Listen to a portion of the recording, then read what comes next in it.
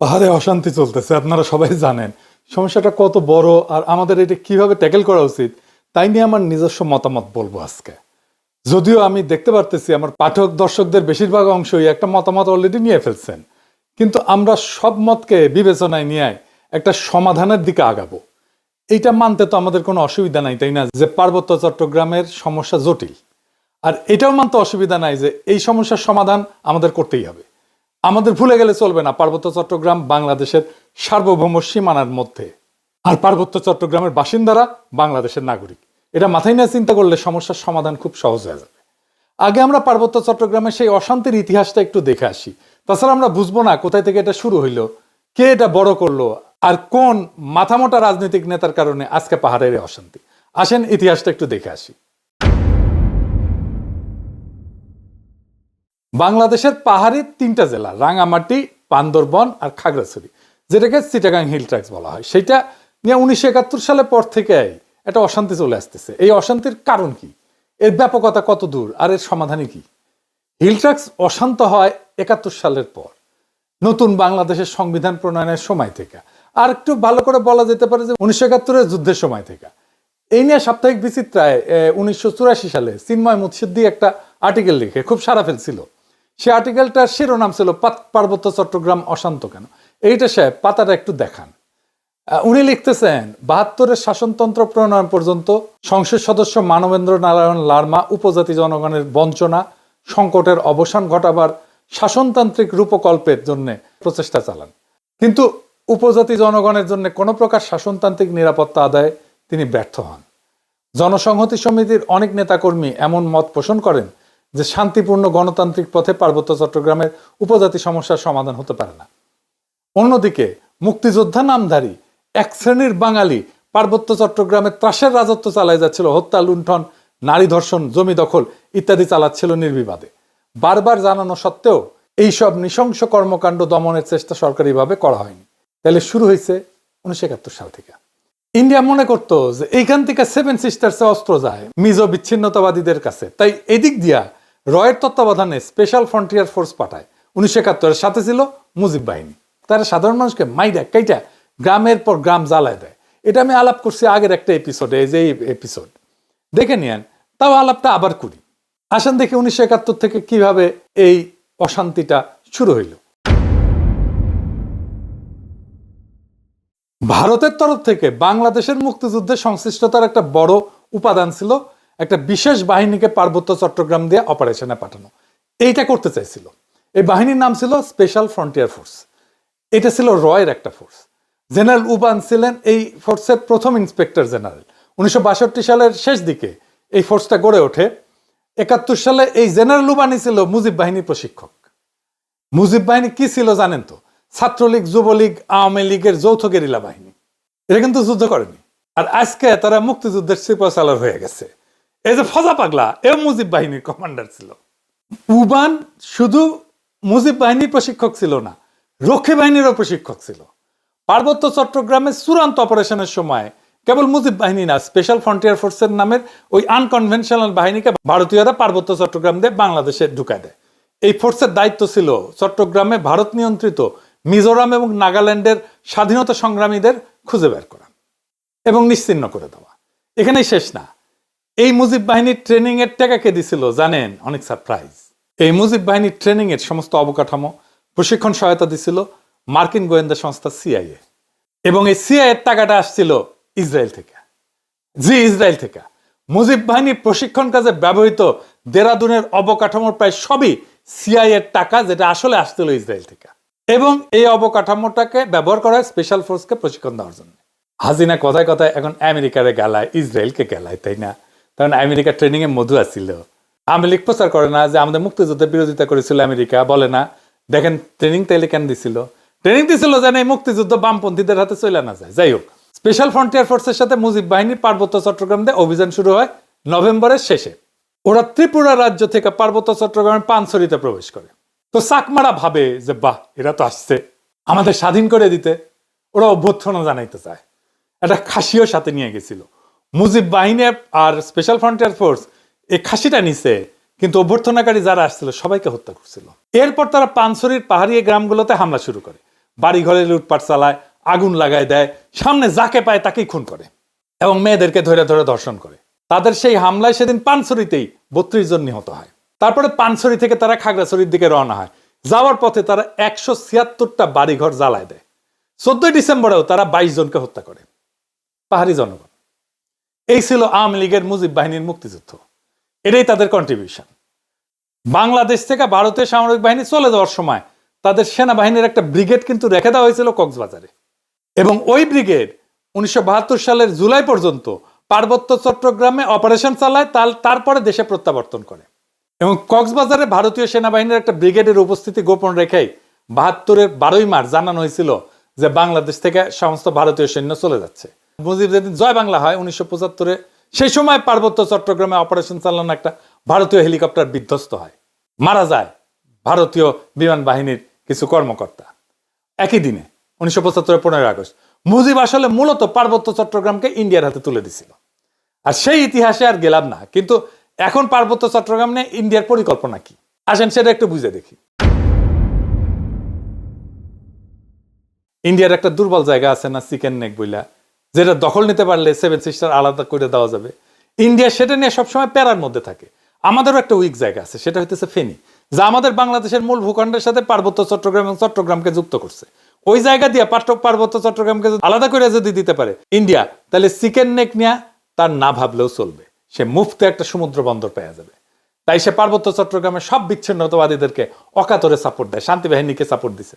তারা জানে পার্বত্য চট্টগ্রাম যদি বিচ্ছিন্ন হয়ে একটা আলাদা রাষ্ট্র হয়, তাহলে এই ল্যান্ড লক একটা অতি ক্ষুদ্র অল্প জনগোষ্ঠীর ভূখণ্ডে ইন্ডিয়ার উপরে পুরো নির্ভর করা ছাড়া কোনো উপায় নেই।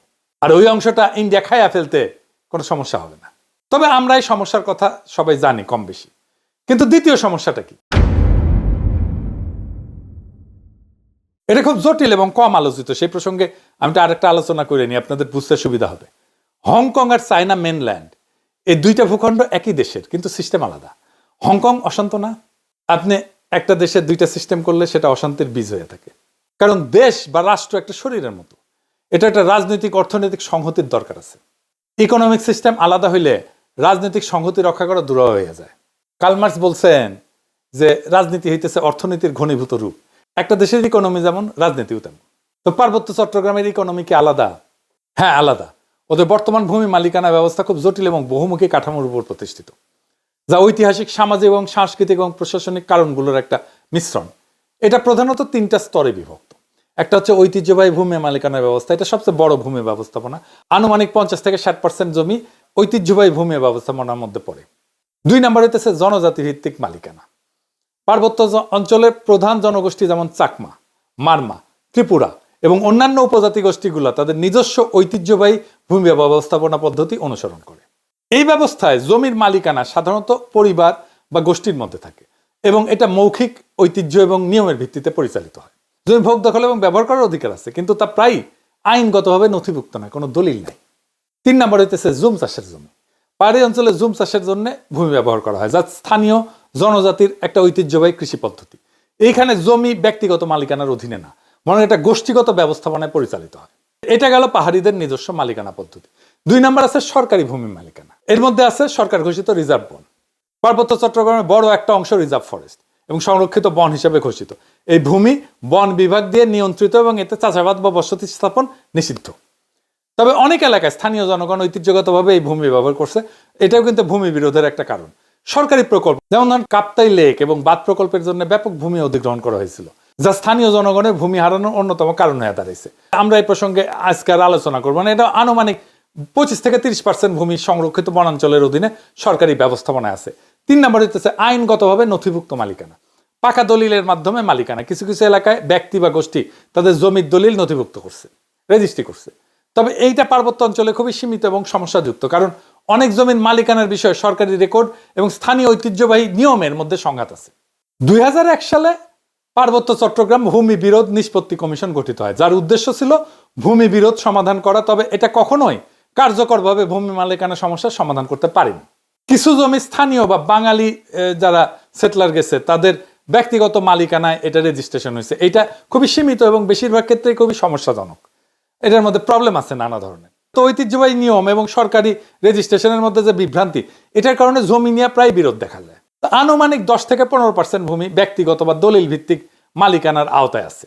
তো এই ভূমি ব্যবস্থার মূল সমস্যাটা কি?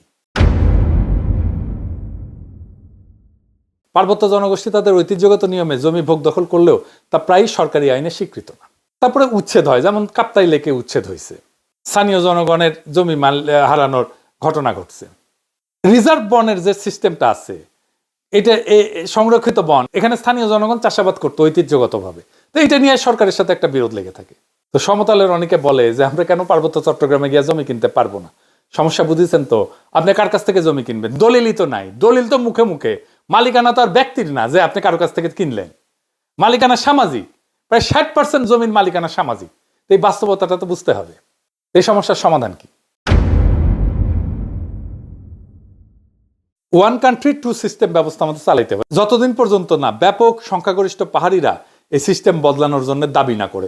সিস্টেম যদি বদলাইতে হয় পাহাড়ি জনগোষ্ঠীর দাবির ভিত্তিতে বদলাইতে হবে, তা না, তার আগে না। আমরা অভিজ্ঞতা নিতে পারি হংকং, স্কটল্যান্ড, উত্তর আয়ারল্যান্ডের অভিজ্ঞতা। এইটা কইরা ঐতিহ্যবাহী ভূমি ব্যবস্থাকে আইনি স্বীকৃতি দিতে হবে। পুরো পার্বত্য চট্টগ্রামকে আমরা গ্রিন ইকোনমির আওতায় আনতে পারি, তাহলে অর্থনৈতিক উন্নয়ন আর স্বাতন্ত্র্য 2 লক্ষই অর্জিত হবে। পার্বত্য চট্টগ্রামে ব্যাপক অর্থনৈতিক উন্নয়ন করলে, পাহাড়িদের আয় আর জীবনযাত্রার মান বাড়লে বেশিরভাগ সমস্যার সমাধান হয়ে যাবে। আসলে আমাদের সমস্যার মূলে হচ্ছে দারিদ্র্য। এইটা দূর করেন, সব দূর হয়ে যাবে। যাই হোক, আগের আলাপে ফিরে আসি, ওইটাও জরুরি। ওই যে 3টে জেলার কথা বলছি, যে রাঙামাটি, বান্দরবন, খাগড়াছড়ি, এই 3টে জেলা আগে ব্রিটিশ এবং পাকিস্তান আমলে একটা জেলা ছিল, যার নাম ছিল চিটাগাং হিল ট্র্যাক্টস। এই 3টে জেলা অমুসলিম সংখ্যাগরিষ্ঠ হওয়া সত্ত্বেও 1947 সালে স্যার সিরিল র্যাডক্লিফ যে ভাগ করে দিছিল ইন্ডিয়া পাকিস্তান, এই জেলাকে পাকিস্তানকে দিয়ে দেয়। কারণ এই জেলার সাথে ভারতের পার্শ্ববর্তী রাজ্য মিজোরাম আর ত্রিপুরার কোনো স্থল বা নৌ যোগাযোগ ছিল না, এখনো নাই প্রায়, যেটা আছে খুবই সামান্য, এটা উল্লেখ করার মতো না। এই জেলার যোগাযোগ ব্যবস্থা চট্টগ্রামের সাথে জড়িত হয় অর্থনৈতিক বাস্তবতার কারণে। এই জেলাকে চট্টগ্রামের সাথে পাকিস্তানে দিয়ে দেওয়া হয়। হুদাহুদি এই জেলাকে মিজোরামের সাথে জুড়ে দিয়ে যাতায়াত ব্যবস্থা কাট করে না খাওয়া মরার তো কোনো কারণ নাই। পাকিস্তানে এই জেলাকে দেওয়ার কারণে এখানে কোনো উল্লেখযোগ্য বিদ্রোহ বা আন্দোলন কিছুই হয় না। 1948 সালে কায়েদে আজম মোহাম্মদ আলী জিন্নাহ যখন পূর্ব পাকিস্তানে আসেন, তখন উনি ঢাকায় সফর শেষ করে চট্টগ্রামে যান। সেখানে গেলে হিল ট্র্যাক্টস জেলার বিভিন্ন ট্রাইবাল লিডাররা তার সাথে দেখা করেন। এই ঘটনার বিবরণ চাকমা রাজা ত্রিদীপ রায়ের বই দ্য ডিপার্টেড মেলোডিতে আছে। তো জিন্নাহর সাথে সেই মিটিংয়ে ট্রাইবাল লিডাররা তাদের জন্য অটোনমি দাবি করে একটা প্রস্তাব পেশ করেন। জিন্নাহ সেটা একবার পইরাই অ্যাপ্রুভ করে দেন, অনুমোদন করে দেন, পুরোপুরি একবার পইরা। পাকিস্তান আমলে পাকিস্তান এই ট্রাইবগুলোকে অটোনমাস হিসেবে রাখছিল, স্বায়ত্তশাসিত, এবং পাকিস্তানের সংবিধানেও এই অটোনমি স্বীকৃতি ছিল। এটা পাকিস্তানের 62 সালের সংবিধানের 223 নম্বর আর্টিকেল, যেখানে বলা আছে সেন্ট্রাল কিংবা প্রদেশের আইনসভা দ্বারা বানানো আইন ট্রাইবাল এলাকায় প্রযোজ্য হবে না। রাষ্ট্রপতি বা প্রেসিডেন্ট বিশেষ জরুরি পরিস্থিতিতে বিভিন্ন রেগুলেশন জারি করতে পারেন। এর ফলে পাকিস্তানের ট্রাইবাল এলাকাগুলোর গোত্রগুলা সর্দার দিয়ে স্বায়ত্তশাসিত ছিল। পাকিস্তানে কিন্তু খালি একটাই ট্রাইবাল এলাকা ছিল না, পশ্চিম পাকিস্তানেও সীমান্ত প্রদেশে অনেকগুলো পাঠান আর বালুচ ট্রাইব আছে, যারা তখন স্বায়ত্তশাসিত ছিল। যেমন ধরেন ডির, সোয়াত, চিত্রাল। পশ্চিম পাকিস্তানের এইসব জেলায় অনেক পাঠান ট্রাইব আছে। পাকিস্তানের সীমান্তবর্তী আরো এলাকা আছে, যেমন ধরেন বাজাউর, তারপরে মোহাম্মদ, তারপরে ওরাকজাই, তারপরে ওয়াজিরিস্তান, তারপরে কুররাম, তারপরে খাইবার, যেখানকার ট্রাইবগুলো সম্পূর্ণ স্বায়ত্তশাসিত ছিল। এই এলাকাকে পাকিস্তানে বলা হয় FATA, ফাটা মানে ফেডারেলি অ্যাডমিনিস্ট্রেড ট্রাইবাল এজেন্সি। এইটা পাকিস্তানের উত্তর পশ্চিম সীমান্ত প্রদেশের সরকারের জুরিসডিকশনের বাইরে ছিল। এদের জন্য আলাদা পেনাল কোড ছিল, যেখানে গোত্রপতিরা নিজেদের কালচার আর বিচার ব্যবস্থা অনুযায়ী বিচার করে সেটা রায় কার্যকর করতে পারত। সেটার নাম ছিল ফ্রন্টিয়ার ক্রাইমস রেগুলেশন বা FCR। পাকিস্তানের 2018 সালে FATA কে খাইবার পাখতুনখোয়া প্রদেশের সাথে একীভূত করা হয়। তো তাইলে যেইটা পাকিস্তান আমলে শান্ত ছিল, এটা ঝামেলা শুরু হইলো এই উগ্র বাঙালি জাতীয়তাবাদের নাম করে। পাকিস্তান ভাঙার পর থেকে রাজা ত্রিদীপ রায় তার বইতে লিখছে এইসব। বাংলাদেশ পাকিস্তান থেকে বিচ্ছিন্ন হওয়ার পর যখন নতুন সংবিধান প্রণয়ন হচ্ছে, তখন ট্রাইবাল লিডাররা আবার সরহদি বডিগার্ডের সাথে দেখা করে সংবিধানে পাকিস্তানের মতো করে তাদের আগের স্বায়ত্তশাসনের ধারা গ্যারান্টি চায়। তো বডিগার্ড তাদেরকে কি কইছিল জানেন? কি উত্তর দিছিল জানেন না? কইছিল কোনো স্বায়ত্তশাসনের প্রয়োজন নাই, তোরা সব বাঙালি হয়ে যা। বডিগার্ড আর আওয়ামী লীগ যে কি পরিমাণে বুর্বক, বেকুব, মাথা মোটা ফ্যাসিস্ট, এটা তার সামান্য একটা উদাহরণ। কেন তা একটা জাতি বা ট্রাইব তার সবকিছু পাল্টায় বাঙালি হয়ে যাবে? বডিগার্ড তো এর মধ্যে অবাঙালি, বিহারি আর অমুসলিমদের কচুকাটা করিয়া গণহত্যা চালায়, তাদের নাগরিকত্ব বাতিল করে, ঘর বাড়ি জমি জমা রাষ্ট্রীয়ভাবে বাজেয়াপ্ত করে নিজের চালাচামুন্ডারদের মধ্যে বিতরণ করে দিছিল। এই যে পাদের সিদ্দিকি আছে না, পাদের সিদ্দিকি যে বাসায় থাকে, ওই বাসাটা বিহারিদের বাসা। এই যে জিল্লুর রহমান ছিল না, এই যে পাপনের বাপ, ও বাসাটাও বিহারিদের বাসা। সবগুলা আওয়ামী লীগ দখল করে নিয়েছিল। এমনকি এই যে সিপিবির পুরানো পল্টনের অফিস, ওরাও বিহারিদের বাসা ছিল। এরপরে ফ্যাসিস্টদের রুল বুক অনুযায়ী অবাঙালি মুসলমানদের নাজি কনসেন্ট্রেশন ক্যাম্পের মতো করে ক্যাম্পে ঢুকায়। স্বাভাবিকভাবে পাহাড়ি ট্রাইবগুলা এই সমস্ত দেখা প্রমাদ গণে এবং এখান থেকে শুরু হয় অসন্তোষ আর ক্ষোভ। তো মুজিবের আমলে তো আমরা জানি ভারতীয় আর্মি পাঠায়, পাহাড়ে নিজের দাপট বজায় রাখে। এরপর বডিগার্ডের ফুটা হয়ে গেলে 15ই আগস্টে, 75-এর 15 আগস্টে ভারত মাতা তার সাপোর্ট উঠায় না। এর ফলে মুজিবের যে বপন করা যে বিদ্বেষ ঘৃণার বীজ, সেটা দিয়ে গাছ তৈরি হয়, সেটা থেকে বাংলাদেশ ভোগা শুরু করে। দুঃখজনক হইলে সত্য যে মুজিব জয় বাংলা হওয়ার পরেও বাংলাদেশে আওয়ামী উগ্র বাঙালি জাতীয়তাবাদের বয়ান জয় বাংলা হয় নাই। এখনো 2025 সালে সেই বয়ানকে আমাদের জয় বাংলা করা লাগতেছে। এর ফলে পরবর্তী কোন শাসকই অবাঙালি বিহারি মুসলমানদের কনসেন্ট্রেশন ক্যাম্প থেকে বের করার উদ্যোগ নেয় নাই, তাদের বাজেয়াপ্ত করা বাড়ি ঘর জমি জমা ফেরত দেওয়ার কোনো উদ্যোগ নেয় নাই। এর ফলে পাহাড়ে অসন্তোষের পলিটিক্যাল সমাধান হয় নাই। এখন আমরা দেখব পাহাড়ে অশান্তির সমাধান কি। আমি আগে একটা গ্রিন ইকোনমিক জোনের আলাপ করছিলাম এপিসোডে, আপনারা দেখছেন।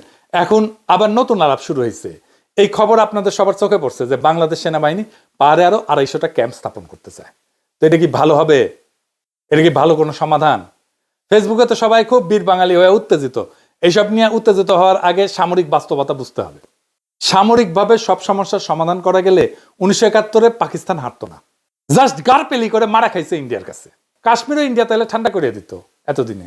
আফগানিস্তান থেকে, ভিয়েতনাম থেকে আমেরিকা পলাইতো না। রাশিয়া এতদিনে ইউক্রেন দখল করে ফেলতো। আর ইসরায়েল প্যালেস্তিনকে সাফা করে ফেলতো। গাজারে সাফা করে ইসরায়েল টিকতে পারতেছে না। আসাদ এখনো টিকে থাকতো ক্ষমতা সিরিয়ার। সবার উপরে কাঁঠাল রানী হাসিনা দিল্লি পলাইতো না। এখানে লাগবে ধৈর্য, দরদ, আন্তরিকতা আর রাজনৈতিক প্রজ্ঞা। রক্ত গরম কইরা প্রচুর উদ্দীপনা তৈরি করা যায়, কিন্তু সমস্যার সমাধান করা যায় না। সেনাবাহিনীর স্ট্রাকচারটা বুঝে দেখি, তাইলে বুঝতে পারবেন যে এই প্রস্তাবটা কতটুকু বাস্তবসম্মত। বাংলাদেশের সেনাবাহিনীতে 10টা ডিভিশন আছে। সেনাবাহিনীর সৈন্যদেরকে ডিভিশন হিসেবে ভাগ করা হয়। এক ডিভিশনে 1500 থেকে 1800 সৈন্য থাকে। একটা ডিভিশনে 3টা ব্রিগেড থাকে। একটা ব্রিগেডে 3000 থেকে 4000 সৈন্য থাকে। তাছাড়া ডিভিশনে আরো সাপোর্টিং ইউনিট থাকে, যেমন artillery, medical core, supply, workshop, আরো ইউনিট থাকে। বাংলাদেশের 10টা ডিভিশনে কোনটার অবস্থান কোথায় সেটা একটু জেনে নেওয়া যাক। যশোরে 55 ডিভিশন, বগুড়াতে 11 ডিভিশন, রংপুরে 66 ডিভিশন, ভারতের পশ্চিমবঙ্গের সাথে সীমান্তেই 3টে ডিভিশন। এরপর উত্তর মেঘালয়ের বিপরীতে টাঙ্গাইলের ঘাটাইলে 19 ডিভিশন আর সিলেটের 17 ডিভিশন। মোট 5টা ডিভিশন গেল। ত্রিপুরার বর্ডারে কুমিল্লাতে আছে 33 ডিভিশন, বার্মার বর্ডারে কক্সবাজারে 10 ডিভিশন, চট্টগ্রামে আছে 24 ডিভিশন। টোটাল 8টা ডিভিশন গেল। দক্ষিণবঙ্গে বরিশালের 7 ডিভিশন আর ঢাকার কাছে সাভারে 9 ডিভিশন। তো পাহাড়ে বাংলাদেশ সামরিক বাহিনীর 24 ডিভিশন নিয়োজিত, যাদের হেডকোয়ার্টার হচ্ছে চট্টগ্রাম ক্যান্টনমেন্ট। চট্টগ্রামে হিল ট্যাক্সের সেনা মোতায়েন করা আছে কিভাবে? চট্টগ্রাম হিল ট্যাক্সে নিয়োজিত আছে 24 ইনফ্যান্ট্রি ডিভিশন এবং এখানে তারা কাউন্টার ইনসার্জেন্সি মুডে পরিচালিত হয়। মানে যুদ্ধ একটা জিনিস আর কাউন্টার ইনসার্জেন্সি আর একটা জিনিস। 1997 সালের চট্টগ্রাম হিল ট্যাক্স শান্তি চুক্তির পর থেকে কাউন্টার ইনসার্জেন্সি পরিভাষাটা আনুষ্ঠানিকভাবে ব্যবহার করা হয় না এবং কার্যক্রমগুলো বর্তমানে কিছুটা প্রতিরক্ষামূলক চরিত্র ধারণ করছে। বর্তমানে 3টা ইনফ্যান্ট্রি ব্রিগেড এবং একটা আর্টিলারি ব্রিগেড মোতায়েন করা আছে হিল ট্যাক্সে। 69 ইনফ্যান্ট্রি ব্রিগেড বান্দরবনে, 203 ইনফ্যান্ট্রি ব্রিগেড খাগড়াছড়িতে আর 305 ইনফ্যান্ট্রি ব্রিগেড রাঙামাটিতে। 24 আর্টিলারি ব্রিগেড আছে গুইমারাতে। তো কাউন্টার ইনসার্জেন্সির কৌশল অনুসারে ব্রিগেডগুলোকে রিজন এবং ব্যাটালিয়নগুলোকে জোনে অভিহিত করা হয়। সাধারণত একটা রিজন একটা জেলার দায়িত্বে থাকে। তবে খাগড়াছড়ি জেলা তুলনামূলক বড় হওয়ায় সেখানে একটা ইনফ্যান্ট্রি ব্রিগেড এবং একটা আর্টিলারি ব্রিগেড মোতায়েন করা আছে। প্রত্যেকটা জোন এক বা একাধিক উপজেলার নিরাপত্তা দায়িত্ব পালন করে, যা এলাকার আকার, নিরাপত্তা পরিস্থিতির উপরে নির্ভরশীল। এবং প্রত্যেকটা জোনে মানে একটা ব্যাটালিয়নে প্রায় 600 থেকে 800 সদস্য থাকে। প্রত্যেক জোন সাবজোনে বিভক্ত থাকে, যেখানে একটা কোম্পানি একটা সাবজোনের দায়িত্বে থাকে। প্রত্যেকটা সাবজোনকে আবার পুনরায় 2 থেকে 3টে ক্যাম্পে বিভক্ত করা হয়। এই প্রেক্ষাপটে চট্টগ্রাম হিলট্র্যাক্সের ব্রিগেড কমান্ডারকে রিজন কমান্ডার, ব্যাটালিয়ন কমান্ডারকে জোন কমান্ডার এবং কোম্পানি কমান্ডারকে সাব জোন কমান্ডার বলা হয়। একটা ক্যাম্পে সাধারণত 30 থেকে 50 জন সেনা সদস্য থাকে এবং একজন অফিসারের দায়িত্বে থাকে। ক্যাম্প সাধারণত একটা প্লাটুনের কিছু বেশি শক্তি দিয়ে গঠিত হয়। সেনা ক্যাম্পের পাশাপাশি চট্টগ্রাম হিলট্র্যাক্সে বিজেপি থাকে, সশস্ত্র পুলিশ থাকে, আনসার বাহিনীর ক্যাম্পও থাকে। নিরাপত্তা কার্যক্রম পরিচালনার ক্ষেত্রে এইসব ক্যাম্প সেনাবাহিনীর অপারেশন কমান্ডের অধীনে থাকে। এই কাউন্টার ইনসার্জেন্সি কার্যক্রমে চিটাগাং হিলট্র্যাক্সের সেনাবাহিনীর মৌলিক ইউনিট হচ্ছে একটা ক্যাম্প। প্রত্যেকটা ক্যাম্পের নির্দিষ্ট দায়িত্বপূর্ণ এলাকা থাকে। ওই এলাকায় তারা নিয়মিত বিশেষ টহল পরিচালনা করে, সড়ক পথের নিরাপত্তা নিশ্চিত করে এবং সামগ্রিক আইন শৃঙ্খলা পরিস্থিতি নিয়ন্ত্রণে রাখে। অন্যদিকে সশস্ত্র পুলিশ এবং আনসার সাধারণত স্থায়ী পোস্ট পরিচালনা করে। তো তাইলে একটা ডিভিশনে আমরা হিসাব করে দেখতে পারি এক প্ল্যাটুনে 30 থেকে 35 জন সৈন্য থাকে। আমাদের 24 ডিভিশনে পুরোটাই পাহাড়ে ডিপ্লয়েড বিভিন্ন ক্যাম্পে। আরো নতুন 250টার মতো ক্যাম্প, মানে 250টা নতুন প্ল্যাটুন লাগবে, তাই না? তা আকাশ থেকে আসবে না। অর্থাৎ এই দাবি মিটাইতে গেলে পাহাড়ের চট্টগ্রামের 24 ডিভিশন ছাড়াও আরো 2টা ডিভিশন ডিপ্লয় করতে হবে। এই ডিভিশন আসবে কোত্থেকে? পাহাড়ে অতিরিক্ত 2টা ডিভিশন মোতায়েন করা মানে ভারতের সাথে আমাদের সীমান্ত থেকে 2টা ডিভিশন পুল আউট করতে হবে, করে সেটাকে পাহাড়ে ডিপ্লয় করা লাগবে। এর ফলে ভারতের সাথে সীমান্ত এলাকায় 2টা সীমান্ত এলাকা খালি হয়ে যাবে, 2টা ডিভিশন খালি, 2টা ক্যান্টনমেন্ট ফাঁকা হয়ে যাবে রে ভাই। এইটা কেমনে আপনারা চিন্তা করলেন? তাও এটা আর্মি থেকে সিদ্ধান্ত দেওয়া হয়েছে, তাও আর্মি থেকে চাওয়া হয়েছে। এটা কোনোভাবে কোনো দূরদর্শী সিদ্ধান্ত না, বরং আত্মঘাতী একটা সিদ্ধান্ত। পাহাড়ে আমাদের যেটা হইতেছে সেটা কত ইনসিগনিফিক্যান্ট, এটা কোনো বড় ধরনের ইনসার্জেন্সিও না। এটা আলাপে একটু পরে আসতেছি। ভারত যদি দেখে যে আমরা এই সামান্য একটুতে হয়েছে সামলাইতে পুরো 3টা ডিভিশন মোতায়েন করছি, তখন ভারত তো পাহাড়ে আরো অশান্তি করবে, 100 গুণ বাড়াই দিবে। তখন হুজুরকে দাবি উঠবে যে পাহাড়ে আরো সেনা মোতায়েন করতে হবে, আমাদের পুরা পাহাড় সেনা দিয়ে ভর্তি হয়ে যাবে। এর ফলে ভারত আমাদের সীমান্তে অবশিষ্ট বাকি 6টা ডিভিশনকে পাহাড়ে মোতায়েন করা লাগবে, পুরা সেনাবাহিনী পাহাড়ে নিয়ে যেতে হবে, সীমানা পুরোপুরি অরক্ষিত করে ফেলা। বাংলাদেশে পুরা সামরিক বাহিনী পাহাড়ের একটা সেকের মধ্যে ঢুকে যাবে।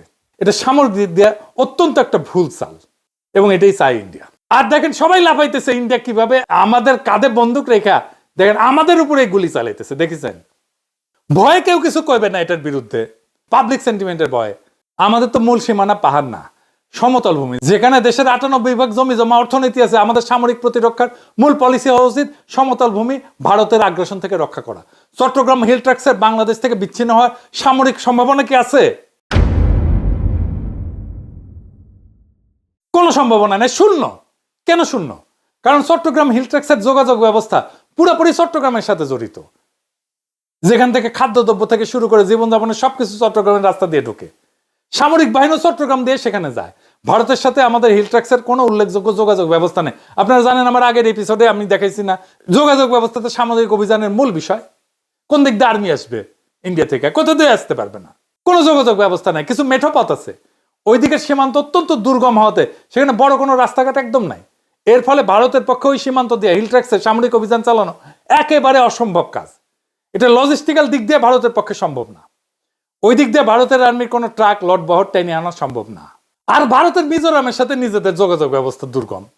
ভারত যদি প্রত্যক্ষভাবে সামরিক আগ্রাসন না চালায় তাহলে হিলট্র্যাক্সের বিচ্ছিন্ন হওয়ার সম্ভাবনা শূন্যের চেয়েও কম। যদি ভারত অল্প কিছু পদাতিক সৈন্য দিয়ে হামলা করে, যেমন 71 সালে করছিল স্পেশাল ফ্রন্টিয়ার ফোর্স, ওরা কিন্তু কোনো যুদ্ধ করে নাই, মুজিব বাহিনীর সাথে ওরা কিন্তু যুদ্ধ করে নাই, কোনো সামরিক অপারেশন করে নাই, নিরীহ গ্রামবাসীদেরকে মারছে আর লুটপাট করছে। ওইটাকে সামরিকভাবে মোকাবেলা করা আমাদের আর্মির জন্য কোনো ব্যাপারই না। এবার দেখি পাহাড়ে যেটা হইতেছে সেটা কি ইনসার্জেন্সির কোনো স্টেজের মধ্যে পড়ে? আমার দেশের প্রতিবেদনে বলা হয়েছে চাঁদানা অপহরণ ও হত্যার সাথে জড়িত ইউপিডিএফ 2009 থেকে এ পর্যন্ত 332 জনকে অপহরণ করছে সংগঠনটা। এর মধ্যে পাহাড়িরাও ছিলেন। সর্বশেষ চট্টগ্রাম বিশ্ববিদ্যালয়ের 5 শিক্ষার্থীকে অপহরণ করার ঘটনা ঘটে। তাদের হাতে 2009 সাল থেকে এই পর্যন্ত 89 জন হত্যার শিকার হয়েছেন। যাদের মধ্যে ক্ষুদ্র নিগোষ্ঠী সদস্য যেমন আছে, তেমনি সেনাবাহিনীর 16 সদস্য আছে।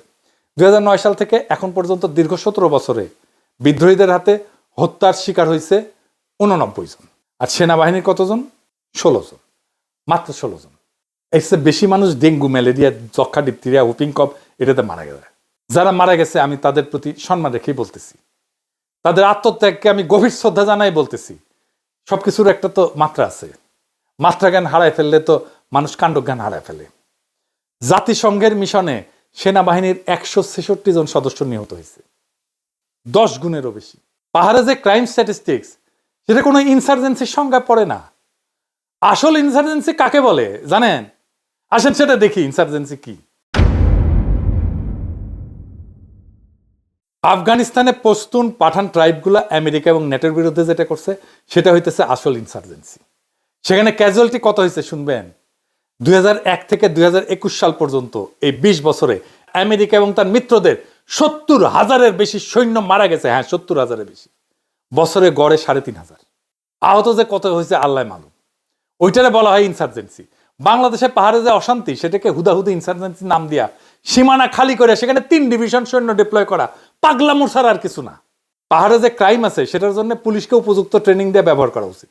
আর ক্রাইম মোকাবেলা করার জন্য সবচেয়ে বেশি দরকার গোয়েন্দা তথ্য, মানে ইন্টেলিজেন্স। সিভিল ক্রাইম ফাইট করার জন্য আর্টিলারি বা কামানের গোলা লাগে না। সেনাবাহিনীকে দিয়ে ক্রাইম ফাইট করানো ভুল কাজ। সেনাবাহিনী যদি চোর ডাকাত ধরে আর অন্য দেশের সামরিক বাহিনীর ভারী অস্ত্র ট্যাঙ্ক মোকাবেলা করার প্রশিক্ষণ না নিয়ে রাস্তাঘাটে ডাকাত ধরার জন্য টহল দিতে থাকে, তাহলে তো পুরো সেনাবাহিনী নষ্ট হয়ে যাবে। এসব পুলিশের কাজ। দরকার হলে পুলিশের লোক বল বাড়ানো উচিত, পুলিশের ইন্টেলিজেন্স কালেকশন ক্যাপাসিটি বাড়ানো উচিত, পুলিশের গোয়েন্দা সক্ষমতা বাড়ানো উচিত, পুলিশের বাজেট বাড়ানো উচিত। এই সমস্ত কাজে সেনাবাহিনী ব্যবহার একদম বন্ধ করা উচিত। এই জন্য আমি বলি সেনাবাহিনী এখন থেকে ব্যারাকে ফিরে যাক, কোনো দরকার নাই ম্যাজিস্ট্রেসি পাওয়ার নিয়ে মাঠে থাকার। এরপর বলা আছে পাহাড়ে বিভিন্ন গ্রুপ চাঁদা তোলে, সে চাঁদার পরিমাণ কত? আমার দেশের রিপোর্টে আছে সব গ্রুপ মিলে 3 জেলাতে সারা বছর চাঁদা তুলছে 350 কোটি টাকা। হ্যাঁ, হাসমু না কানমু? হ্যাঁ, এডিটার সাহেব এরা ঘোড়ার হাসি দেন, আমার তো হাসি আসিচ্ছে না, হাসার চেষ্টা করলাম, দেন না ঘোড়ার হাসি। ঢাকা শহরে শুধু পরিবহন খাতে সারা বছরের চাইতে অন্তত 10 কোটি টাকা বেশি চাঁদাবাজি হয়। দৈনিক 1 কোটি টাকা চাঁদা ওঠে এখান থেকে। হাসিনার পিয়ন 400 কোটি টাকা কামাইছে। পাহাড়ের সমগ্র গোষ্ঠী মিলে সারা বছর যা চাঁদাবাজি করে, খালি পিয়ন তার চেয়ে বেশি চাঁদাবাজি করে। তাহলে পাহাড়ে অশান্তির সমাধান কি? পাহাড়ে যেই সমস্যা সেটা পলিটিক্যাল প্রবলেম, মিলিটারি প্রবলেম না। পলিটিক্যাল প্রবলেমের সমাধান পলিটিক্যাল ভাবে হওয়া উচিত, সামরিক ভাবে না। তো কি পলিটিক্যাল সমাধান আছে? পাকিস্তান আমলের মতো ট্রাইবগুলোকে অটোনমি দিয়ে দেওয়াই সবচেয়ে বেস্ট পলিটিক্যাল সলিউশন। এই অটোনমিকে সাংবিধানিকভাবে স্বীকৃতি দেওয়া উচিত। সংবিধানে পাকিস্তান আমলের মতো এই অটোনমির ব্যাপারে সাংবিধানিক ধারা যোগ করা উচিত। খালি আওয়ামী উগ্র বাঙালি জাতীয়তাবাদের নামে পাহাড়ে এই ট্রাইবগুলার অটোনমি কেড়ে নেওয়ার ছিল অত্যন্ত ফ্যাসিস্ট এবং বোকামিপূর্ণ সিদ্ধান্ত, যেটা আমরা আজও কন্টিনিউ করতেছি। এই আওয়ামী বাঙালি জাতীয়তাবাদী বয়ানের খপ্পরে পইরা আমরা অসংখ্য অবাঙালি মুসলমান বিহারীদেরকে গণহত্যা করে কনসেন্ট্রেশন ক্যাম্পে ঢুকে একদম শেষ করে দিছি। বহুত বাঙালি আনা 54 বছর, এবার থামা উচিত। এই বাঙালি আনা বন্ধ করা উচিত। পাকিস্তান আমলে যখন 2 পাকিস্তানের ট্রাইবগুলো অটোনমাস ছিল, তখন তো পাকিস্তানিরা বলে নাই যে ট্রাইবগুলো বিচ্ছিন্ন হয়ে যাবে। তাদের মধ্যে তো অমূলক ভয় কাজ করে নাই। এই সমস্ত সম্পূর্ণ ভিত্তিহীন কথাবার্তা। আসল স্টেটসম্যানের পরিচয় হচ্ছে এই সমস্ত ব্যাপারকে প্রজ্ঞার সাথে ডিল করা, হুজুগে বা আবেগে না চলা। আর্মি কেমনে 250 ক্যাম্প করার প্রপোজাল দিচ্ছে, এটা আমার মাথায় আসতেছে না। ভারতে যে ব্রিটিশ এম্পায়ার এত বড় ছিল, যেটা ইতিহাসে কেউ করতে পারে নাই। অশোক বলেন, আওরঙ্গজেব বলেন, কেউ এত বড় সাম্রাজ্য শাসন করে নাই। সেই ব্রিটিশ সাম্রাজ্য কত বড় সামরিক বাহিনী দিয়ে রক্ষা করা হইতো জানেন? 1900 সালে সমস্ত ভারতে ব্রিটিশদের ইন্ডিয়ান আর্মির সৈন্য ছিল 2.25 লাখ, যার মধ্যে 74,000 ছিল গোড়া সৈন্য, মানে সাদা চামড়া। বাকি 1.5 লক্ষ ছিল নেটিভ ইন্ডিয়ান সিপাই। ইংরেজদের সাম্রাজ্য বানানোর পিছনে সবচেয়ে বড় কারণ হচ্ছে তাদের স্টেটসম্যানশিপ আর ডিপ্লোমেসি। ইংরেজরা খালি গায়ের জোরে এত বড় সাম্রাজ্য বানায় নাই, তারা অসংখ্য নেটিভ রাজ্য, নেটিভ ট্রাইবকে সম্পূর্ণ অটোনমি দিয়ে রাখছিল, যাদেরকে প্রিন্সলি স্টেট বলা হইতো। এদের সংখ্যা ছিল 565টা। বড় কিছু রাজ্য ছিল যেমন হায়দ্রাবাদ, মহীশূর, জম্মু কাশ্মীর, গোয়ালিয়র, ভোপাল। ছোট ছোট অসংখ্য রাজ্যও ছিল। আমাদের এইদিকে ছিল ত্রিপুরা আর কুচবিহার। এরকম প্রিন্সলি স্টেট ছিল। ইংরেজরা খালি এদের পররাষ্ট্রনীতি আর প্রতিরক্ষার দায়িত্ব ছিল, বাকি সবকিছুর দায়িত্ব নেটিভ রাজ্যগুলো নিজেরা নিজেদের মতো করে নিজেদের প্রথা অনুযায়ী কর তুইলা সেইটা নিজেরাই খরচ করত। ইংরেজরা এই সমস্ত রাজ্য থেকে কোনো কর নিত না, খুব সামান্য ইনসিগনিফিকেন্ট পরিমাণে একটা ট্রিবিউট নিত। তা আমি জানি এখন আপনারা এখন বলবেন যে এতদিন যে জানতাম ইংরেজরা দেশীয় রাজ্য থেকে কর তুলতো, বলিউডে লাগান বলে একটা সিনেমা হয়েছে না, এই যে কর তোলা নিয়ে ক্রিকেট খেলা, আমির খান ছক্কা মেয়েরা ম্যাচ জিতায়, হ্যাঁ, এইসব বলিউডের গালগপ্প। বাস্তবে ব্রিটিশ ভারতে ইংরেজ সরকারের রাজস্ব কর তুলতো নিজেদের সরাসরি শাসন করা 11টা প্রদেশ থেকে মাত্র। সেটা দিয়ে ইংরেজরা সারা ভারতের সমস্ত খরচ চালাইত। স্যার যদুনাথ সরকারের একটা বই আছে, ইকোনমিক্স অফ ব্রিটিশ ইন্ডিয়া নামে। সেইখানে 1913 সালের বাজেটের একটা স্টেটমেন্ট দেওয়া আছে। ইংরেজদের রাজস্বের প্রধান খাত ছিল ভূমিকর, প্রায় 33%। এরপরে 28% আসতো কাস্টমস আর এক্সাইজ থেকে, মানে আকবরি শুল্ক থেকে। 17% আসতো রেল আর স্ট্যাম্প ডিউটি থেকে। আর 80% রাজস্বই 5টা খাত থেকে আসতো। লবণের উপরে একটা কর ছিল, এটা নিয়ে আবার আন্দোলন হয়েছিল। যাই হোক, সেইখান থেকে বছরে 4.5 কোটি রুপির একটু বেশি রাজস্ব আসতো, 5% মতো। এছাড়া বনভূমি থেকে কিছু ইনকাম ছিল। ইনকাম ট্যাক্স খুব সামান্য ছিল, আজকালকার মতো ইনকাম ট্যাক্সের বালাই ছিল না, ভ্যাটও ছিল না। প্রিন্সলি স্টেট থেকে যে ট্রিবিউট নিত, এইটা 61 লাখ রুপি মাত্র, অর্থাৎ রাজস্বের 1%-এরও কম। বছরে এই 86 কোটি রুপি দিয়াই ইংরেজ সরকার সারা ভারতবর্ষে তাদের সাম্রাজ্য মেনটেন করত, প্রতিরক্ষা মেনটেন করত, সিভিল প্রশাসনের খরচ সহ। বাজেট প্রায় ব্যালেন্স থাকতো, মানে অতিরিক্ত থাকতো। 1913 সালের খরচের হিসাব আছে এই বইতে, দেখেন। আসল পয়েন্ট হইতেছে প্রবল পরাক্রমশালী ইংরেজ সরকার, মহারানী ভিক্টোরিয়া, পাকিস্তানি সরকার, আইয়ুব খান, এরা যদি ট্রাইবগুলোকে অটোনমি দিতে পারে কোনো ধরনের অমূলক ভিত্তিহীন ভয় ছাড়া, তাহলে বাঙ্গুদের সমস্যা কোথায়? সমস্যা আসলে কোথাও না। সমস্যা হচ্ছে বাঙ্গুদের উগ্র বাঙালি জাতীয়তাবাদী বয়ান। এটা মাথা থেকে ঝাইরা ফেললে সব সমস্যার সমাধান আছে। পাহাড়ের ট্রাইবগুলোকে অটোনমি দিয়ে এম্পাওয়ার করে তাদের নিজস্ব ইনস্টিটিউট করতে দেওয়াই সবচেয়ে বেস্ট সমাধান। আপনি দেখেন না, সমতলে এমন কোনো নেতা নাই যাদেরকে পাহাড়িরা বিশ্বাস করে। এটা তো বড় সমস্যা। পাহাড়ের ট্যুরিজম থেকে যে রাজস্ব আসে, সেটা সম্পূর্ণ পাহাড়ি ট্রাইবগুলোর কাছে চলে যাওয়া উচিত। তাহলে তারা নিজেদের অর্থনীতির স্বার্থে ট্যুরিজম প্রমোট করবে, আর সেখানকার আইন শৃঙ্খলা নিজেদের পুলিশ দিয়ে রক্ষা করবে। ব্রিটিশ ভারতের প্রিন্সলি স্টেটগুলো নিজেদের পুলিশ, আইন শৃঙ্খলা বাহিনী দিয়া নিজেদের রাজ্যের ভিতরে আইন শৃঙ্খলা মেনটেন করত। কখনো কোনো সাহেব বা ভারতীয় ট্যুর করতে যায় সমস্যা হয় না জীবনে। সাহেব মেম সাহেবরা 1-2 নির্ভয়ে সারা ভারতবর্ষ চড়ে বেড়াতো, শিকার করতো। তাদের নেটিভ রাজ্যগুলোতে কখনোই আইন শৃঙ্খলা নিয়ে কোনো ধরনের সমস্যা ফেস করতে হয় নাই তো। জম্মু কাশ্মীর রাজ্য যেখানে অনেক ট্যুরিজম ছিল, সেটা শাসন করতো ডোগরা বংশীয় রাজারা। ইংরেজ সরকারের কোনো সৈন্য সেখানে ছিল না। কাজেই পাহাড়ি ট্রাইবগুলোর অটোনমি সেখানকার ট্যুরিজমের জন্য অত্যন্ত সহায়ক হবে, আর সেটাকে তারা নিজেরাই নিরাপদ করে তুলবে। সবশেষে আসি জমি জমার ব্যাপারে। যেহেতু পাহাড়িদের জমি ব্যবস্থাপনা আলাদা, এটা ডিস্টার্ব করা উচিত হবে না। কাশ্মীর যখন ভারতে যোগ দিছিল, কাশ্মীরের অটোনমির জন্য ভারতের সংবিধানে 370 আর্টিকেল ছিল। এর ফলে কাশ্মীরিরা নিজেদের জন্য অতিরিক্ত আইন বানাইতে পারত, যেটা ভারতের অন্য নাগরিকদের বিভিন্ন অধিকারকে ওভাররাইড করত। যেহেতু কাশ্মীরের ডেমোগ্রাফিক্সের পরিবর্তন একটা বড় একটা এক্সপ্লোসিভ রাজনৈতিক ইস্যু, তাই কাশ্মীরিরা আইন করেছিল যে ভারতের বাইরে অন্য রাজ্যের মানুষ কাশ্মীরে এসে জমি জমা কিনতে পারবে না। কাশ্মীরের মুসলমানদের যৌক্তিক ভয় ছিল যে তার না হলে ভারতের অন্য রাজ্য থেকে হিন্দু মাইগ্রেট করে কাশ্মীরের ডেমোগ্রাফিতে মুসলমান সংখ্যাগরিষ্ঠ থেকে সংখ্যালঘু বানায় ফেলবে। হিন্দুত্ববাদী বিজেপি আর মোদী এই জন্যই ক্ষমতায় এসে 2019 সালে ভারতের সংবিধানে এই আর্টিকেল 370 বাতিল করে দেয়। ফলে কাশ্মীর উপত্যকা বিক্ষোভে উত্তাল হয়ে পড়ে। ভারত পুরা 1.5 বছর কাশ্মীরের লকডাউন, যোগাযোগ ব্ল্যাকআউট আর ইন্টারনেট সংযোগ বন্ধ করে রাখছিল। আমরা কি মোদির মতো হব? কাশ্মীর যেভাবে ঠান্ডা করতে চাই, আমরা সেভাবে পার্বত্য চট্টগ্রাম ঠান্ডা করতে চাই? আমাদের পাহাড়ের জন্য বেস্ট সমাধান হচ্ছে পাহাড়ি ট্রাইবগুলোকে অটোনমি দেওয়া, ট্যুরিজম সহ বিভিন্ন রাজস্ব পুরোটাই তাদেরকে দিয়ে দেওয়া, তাদের দিয়েই লোকাল আইন শৃঙ্খলা মেনটেন করানো, আর পাহাড়িদের ভূমি ব্যবস্থাপনার রাষ্ট্রীয় স্বীকৃতি দেওয়া, 1 country 2 system। পার্বত্য চট্টগ্রামের সংকট এটা সামরিক না, একেবারেই রাজনৈতিক। ইতিহাস, অর্থনীতি আর সামাজিক বাস্তবতা প্রমাণ করে দিছে যে বন্দুক দিয়া পাহাড়ে শান্তি আনা যাবে না, যায়নি এতদিন, বরং সেটা অশান্তিকে দীর্ঘস্থায়ী করছে। সমাধান লুকায় আছে পারস্পরিক শ্রদ্ধা, রাজনৈতিক প্রজ্ঞা আর ন্যায্য স্বীকৃতির মধ্যে। আমাদের সামনে 2টা পথ খোলা আছে। একদিকে উগ্র জাতীয়তাবাদী হুজুগ, যা কেবল নতুন ক্ষত তৈরি করবে। অন্যদিকে প্রজ্ঞার পথ, যেখানে পাহাড়ি জনগোষ্ঠীর ঐতিহ্য এবং স্বায়ত্ত শাসনকে সাংবিধানিক মর্যাদা দিয়া রাষ্ট্রকে আরো শক্তিশালী করা সম্ভব। যদি আমরা ব্রিটিশ আমল, পাকিস্তান আমল কিংবা বৈশ্বিক উদাহরণ থেকে শিক্ষা নেই, তাহলে বুঝবো অটোনমি মানে বিচ্ছিন্নতা না, বরং সেটাই টেকসই শান্তি এবং উন্নয়নের নিশ্চয়তা। 1970-এর নির্বাচনে বাঙালিরা অটোনমি চাইছিল পাকিস্তানের কাছ থেকে, সেইটা দিলে পাকিস্তান ভাঙত না। তাই এখন প্রয়োজন সাহসী নেতৃত্বের, যারা আবেগ না দূরদর্শী কৌশল দিয়ে আগাবে। পাহাড়ি বাঙালি মিলেই যদি আমরা 1 দেশ 2 ব্যবস্থা মডেলে আস্থা রাখি, তবে গ্রিন ইকোনমি, পর্যটন, শিক্ষা, স্বনির্ভরতার পথে নতুন দিগন্ত উন্মোচিত হবে। পাহাড়কে জয় করার জন্য সেনা না, দরকার আস্থা এবং শান্তির পথ তৈরি করার। গুলি না, দরকার রাজনৈতিক প্রজ্ঞার ভালোবাসা। এই পথে হাঁটলেই পাহাড়ে অশান্তি মিলায় যাবে, আর বাংলাদেশ সত্যিকার অর্থেই একটা সমন্বিত, ন্যায়ভিত্তিক, ইনসাফপূর্ণ, শক্তিশালী রাষ্ট্র হিসেবে দাঁড়াবে। ইনকিলাব জিন্দাবাদ।